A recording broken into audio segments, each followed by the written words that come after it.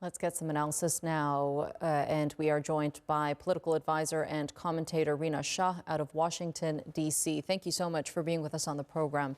Rina, there are many sticking points that remain unresolved, and it seems like there's going to be a lot more dialogue that is going to be needed to be held, particularly with Putin moving forward.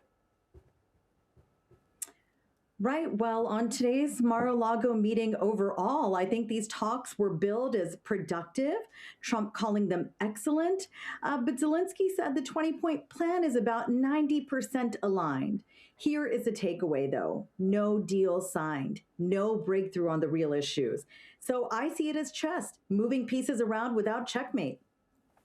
And regarding security guarantees, one of the sticking points that is, of course, very important to Ukraine, but also to the European Union. I mean, I'm looking at the 20-point peace proposal, and one of the elements is that the United States, NATO, and the European countries will provide Ukraine with security guarantees that mirror Article 5, the mutual defense clause of NATO's founding treaty. Is that something that you see could happen and would be acceptable to Russia?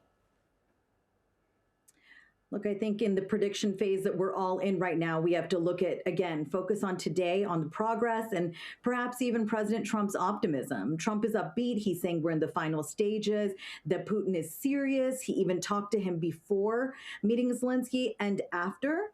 The way I see it, strong American leverage is good in theory.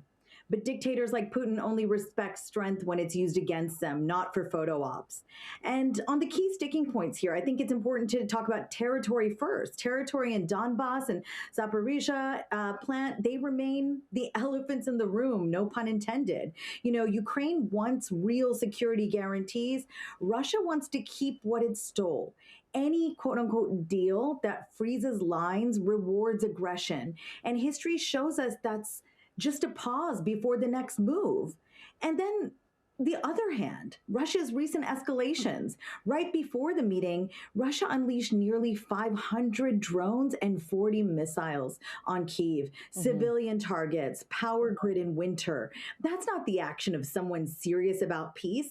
It's Putin's classic tactic, escalate to negotiate from strength. I've said it for years, you can't trust a dictator's word, and look at all the other people that have warned and whose predictions have been right on that as well. Well, Trump sounded very optimistic when speaking about Putin in particular during that press conference. What do you make of his comments on Putin wanting to actually resolve this war? The way I see it, when we talk about Putin's seriousness, we have to also take into consideration risks here. President Trump believes that Vladimir Putin wants peace now. I don't buy it. Not at all. Not any day of the week. Putin wants Ukraine, full stop. He sees no independent Ukraine in his imperial vision.